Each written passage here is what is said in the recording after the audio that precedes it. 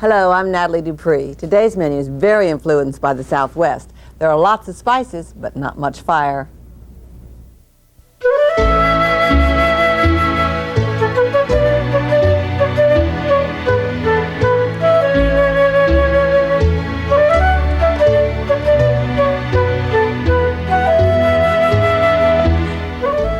These Cornish hens with lime spice marinated are wonderful little birds. The first thing I'm going to do for them is to remove the zest of the lime, and that's called a lot of things. It's called zest and rind, and I use this little gadget, which I think is one of the most marvelous things in the world.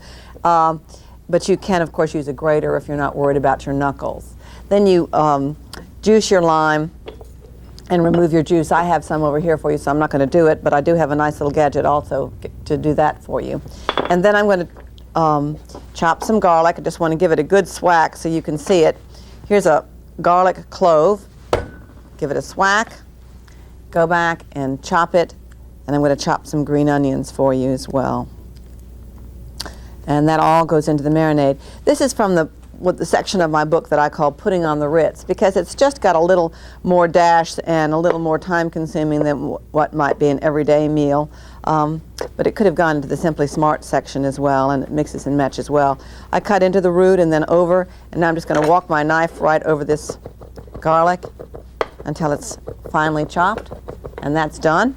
And now let me get this green onion. I'm going to cut off that root. This is not a green onion, it's a scallion, but I call them green onions because that's the way I was brought up and I can't change. And I try. Green onion has a bigger globe, and just cut in like this. Making little marks all the way through. Nature's drawn those little lines for you. You might as well follow them. And then across like that, and there you are, chopped.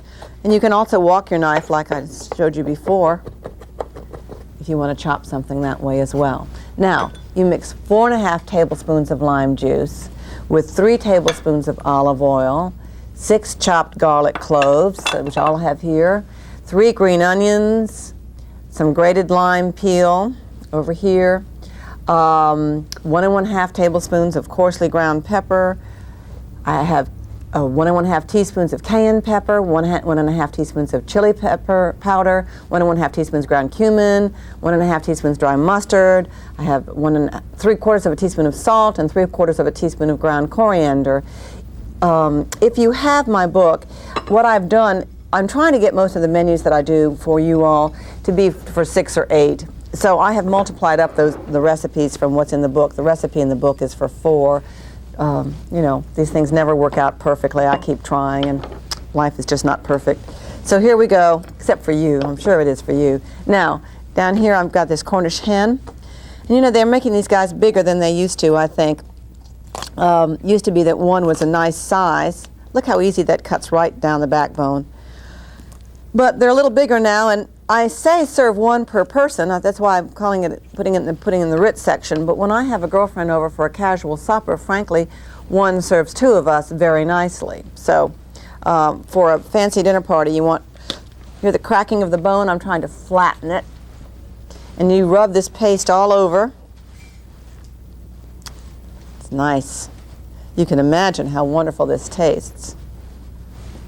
It's just fabulous.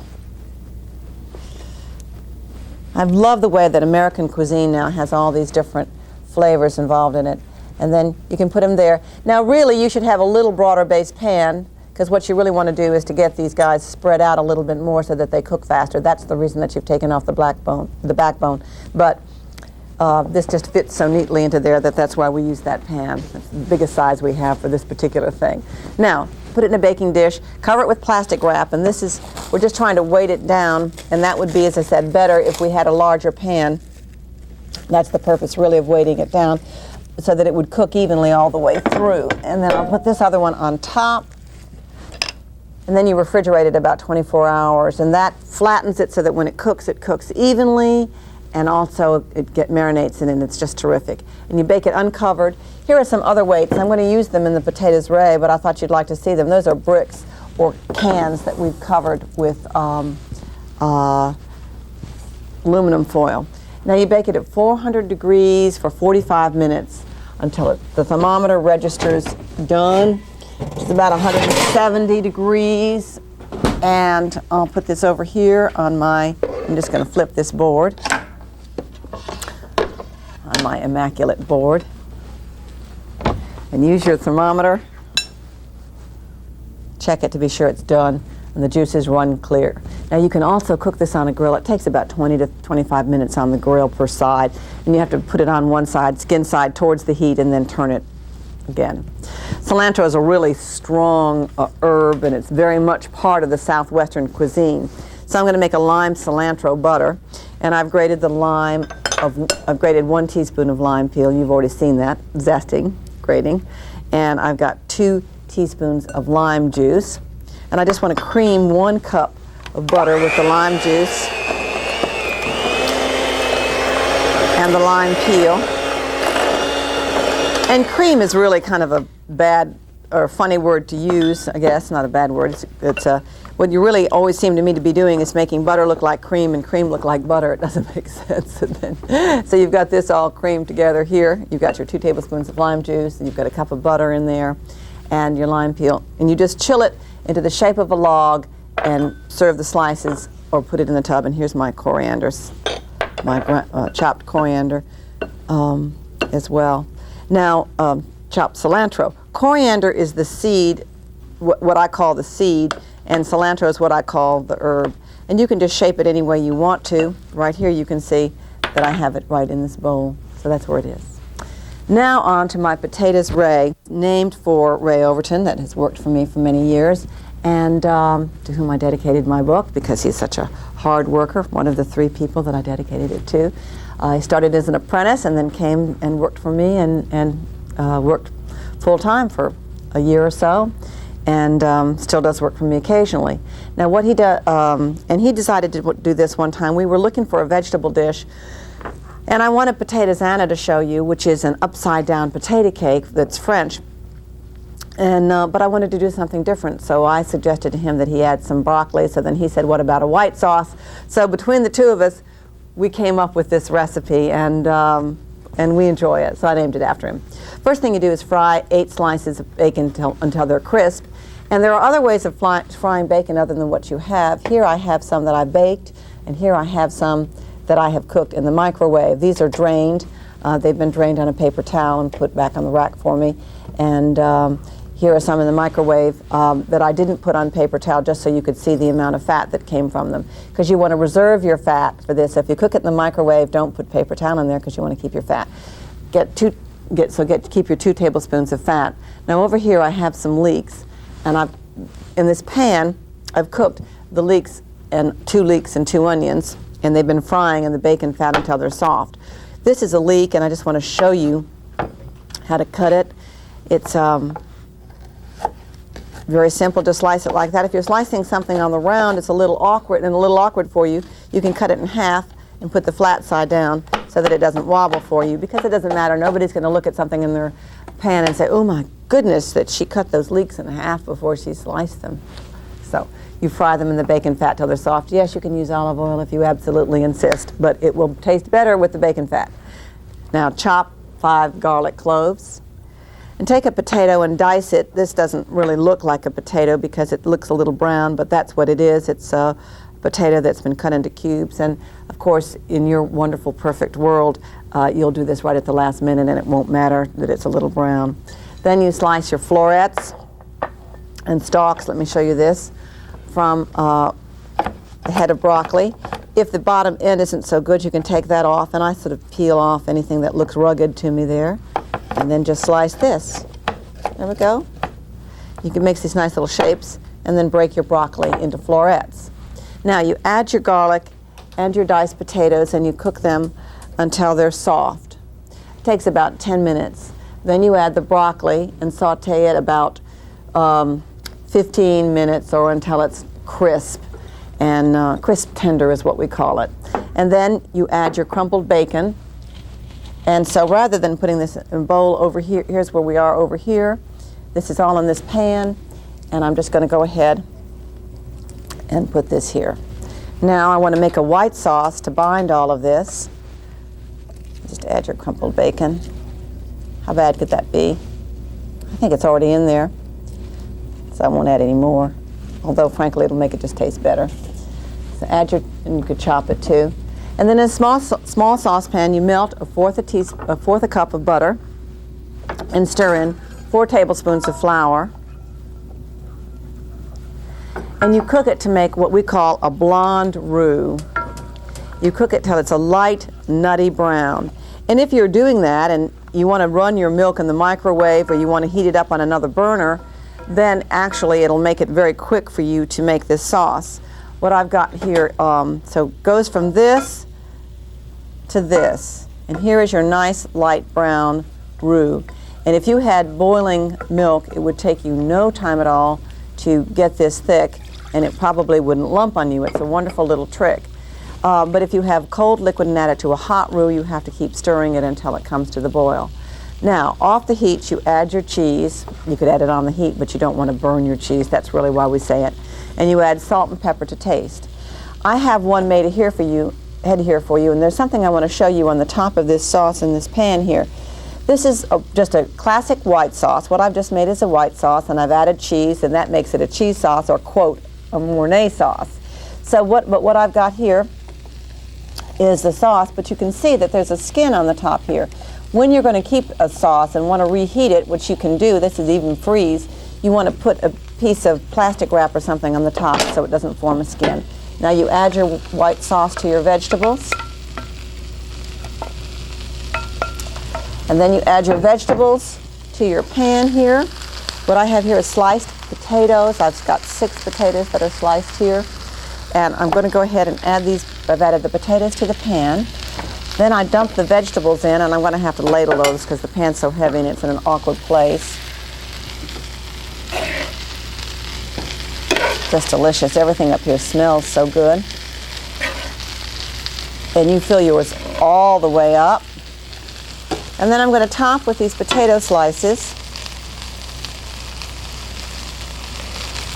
Covered all the way. Now you do yours very, they don't have to be very neat because no one's going to see the bottom, but you just want one thin layer. And you want to be sure to put a little salt and pepper on them so they taste good. And then you cover them with buttered aluminum foil in your dish, and I'm going to reach over and grab my weight and your weight. Fry it on medium heat for about 15 minutes until it's brown. You want it nice and crisp and brown on the bottom. It's really delicious. And then you bake it at 400 degrees in a 400 degree oven for about 30 to 40 minutes. It's hot. And then you invert it onto your serving platter. You need to let it rest about 10 minutes before you do that. Now let's just see if I've lived right, because it should take about 10 minutes of just sitting to do that. Keep your fingers crossed because this is heavy. Turn it and flip it out. Give it a hard swack like that. Why don't you clean your leeks out before you do that and move it off. There we are. Isn't it pretty? And now something I think you'd like to learn about.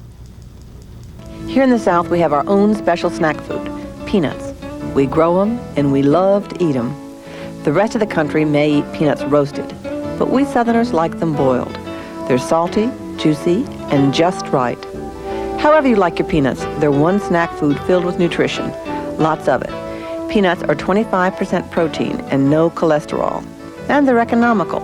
Usually peanuts cost much less than other sources of protein.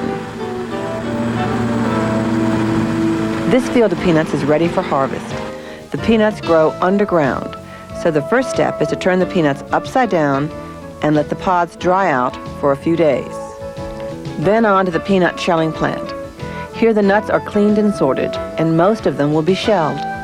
After the kernels are sorted for size, they're blanched. The dark skin is taken off. Just what do we do with all these peanuts? Well, Americans are partial to peanut butter. About half of the U.S. crop is turned into this popular sandwich spread. Federal regulations say that peanut butter has to be at least 90% peanuts.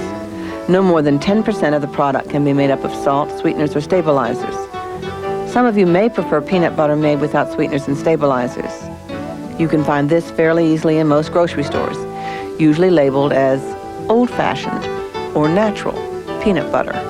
Now, without the stabilizer, the peanut oil will separate and rise to the top of the jar, but this can be mixed back in and doesn't affect the quality of the product.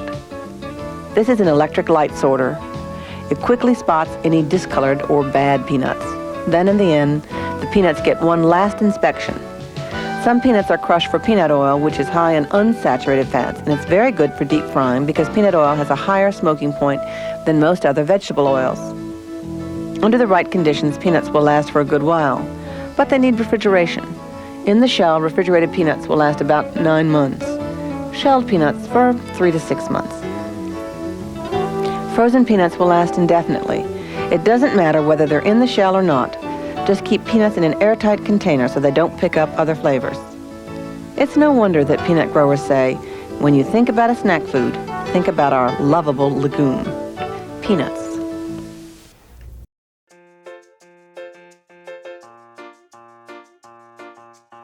For nearly a century, LeCreuset's colorful French cookware has been a favorite in kitchens around the world. From its bold finishes and uncompromised quality to its easy-to-clean materials, the brand's range of iconic products are as easy to use as they are to love.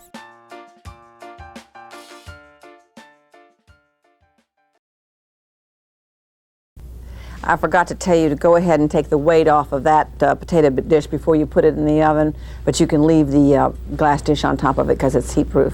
This is a wonderful peanut soup with that I serve with a pico de gallo. Peanut soup is considered southern, and I'm putting chopped onions into my pan, and I'm going to saute them in 2 tablespoons of butter until they're soft, which I have over here in this other pan. It takes you about 10 minutes, 5-10 minutes to get them soft.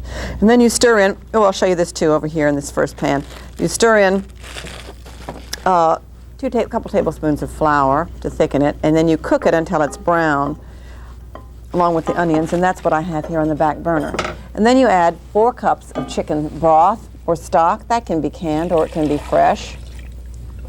And you just stir that until it comes to the boil, and when you bring it to the boil, and that's obviously not there yet, but yours will be perfect.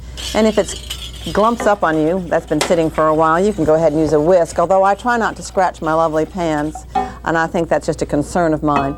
And then you whisk in 3/4 a cup of creamy peanut butter. I really like peanut soup, and it's one of those things you don't see very much. I really enjoy it. So whisk in your peanuts, and then your whipping cream. This comes from the Simply Smart section of the book. In other words, I think that people need to learn to mix and match recipes. You take something simple and not very expensive and mix it with something more expensive, and it rounds out your whole meal. Although, of course, whipping cream is, well, what can I tell you? It's delicious. It makes all the difference. Now, you bring that up to a boil, then you reduce the heat, you cover it and you simmer it, stirring it frequently. You don't want that peanut butter to burn for about 20 minutes. And then at that point, you add the 1/2 cup of heavy cream and reheat it. But really, you can just put it all in now. It won't separate on you probably. Now, you season to taste with salt and pepper. Follow the recipe, though, and put the cream in at the end in case I made a mistake. Now, go ahead here and make your pico de gallo sauce. I'll just show you the ingredients here first. You mix finely chopped tomato, 1/4 of a red onion over there. Then you have a 1/2 of a green onion there. That's about 1/4 of a tomato. A fresh chili, 1/2 tablespoon or so of cilantro, some vegetable oil, 1 1/4 of vegetable oil, and 1 tablespoon of tomato juice. Just mix that all together. I'll show it to you. This is the way it's supposed to be when it's nice and fresh. If you make it ahead, it gets real soupy like a salsa. So that's the difference between a pico de gallo and a salsa. Now let me show you how to chop your onion. Slice your onion in half and put the flat side away from you so you don't cry. I like the red onion in this. And then peel it. And these guys are harder to peel than the white ones. I'm not real sure why, just the variety. I think they're pretty though for a garnish. Then you cut into the root.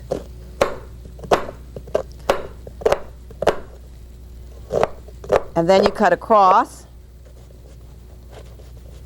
like that, and then down. Some people say you don't have to cut across, and that sounds fine, but it doesn't really break up as fast. Now you do the same thing with the tomato, and I learned that trick from my friend Roberta, who also did the painting that's over there on the wall. And when I was at her house, I saw her doing this once, and I thought, my gosh, that's brilliant. I never knew that I could just chop a tomato just like that. She did it with the whole round, but isn't that smart?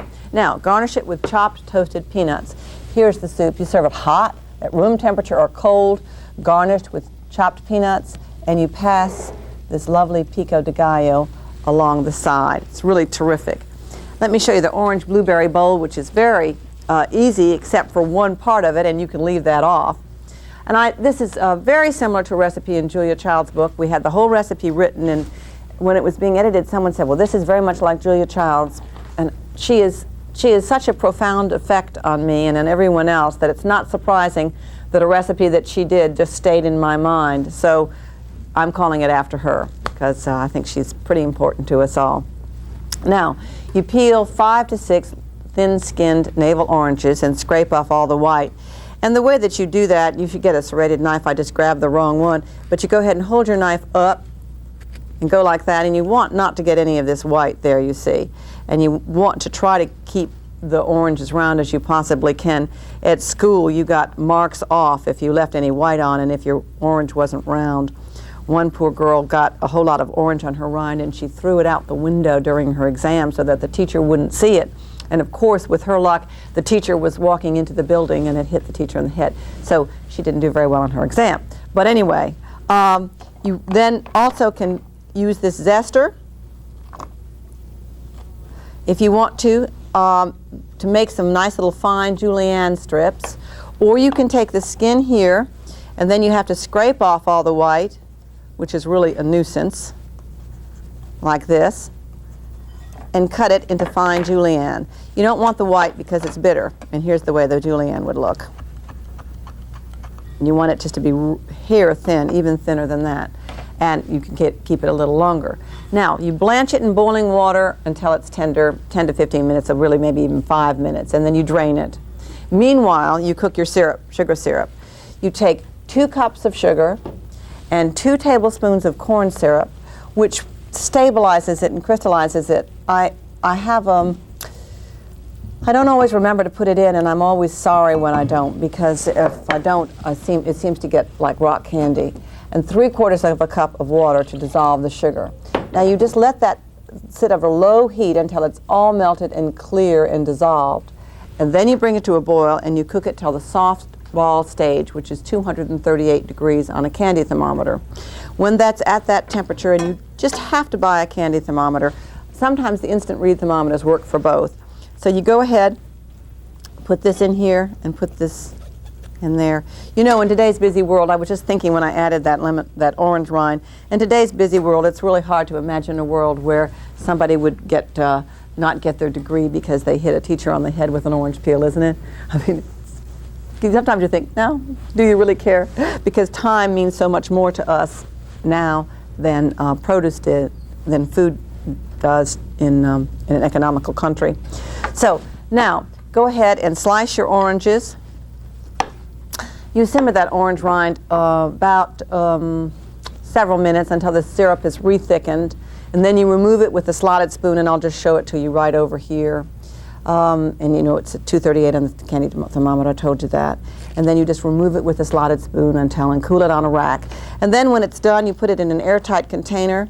Don't let anyone know it's here because they'll all eat it. It's delicious. It can be refrigerated indefinitely, and it'll also keep it in an airtight container, but people will try to get it. Take your sliced oranges, and you can put it in a plastic bag with some of the syrup and refrigerate it, but I wanted to alert you to the fact that that's what I did, and mine all broke up because things kept getting put on top of it in the refrigerator. So my plastic bag trick didn't really work this time, so put it someplace secure where it won't get broken up. Toss some blueberries with sugar and refrigerate them. And then arrange a layer of orange slices in the bottom of a glass serving dish. Spoon on a little of the orange peel.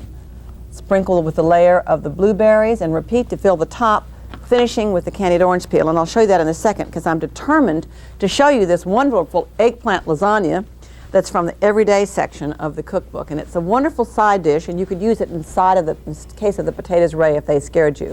But it makes a wonderful main course as well, or even a take-along dish. Slice 1 eggplant, a 1/2 inch thick. Chop some oregano and some basil, and mix 6 tablespoons of olive oil, with 2 heaping teaspoons of oregano, a heaping teaspoon of basil, and your salt and pepper.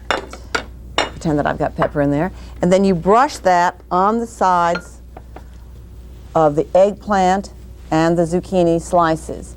You lay it in a single layer on separate baking sheets. Well, you could do it all on one, but you wouldn't have room.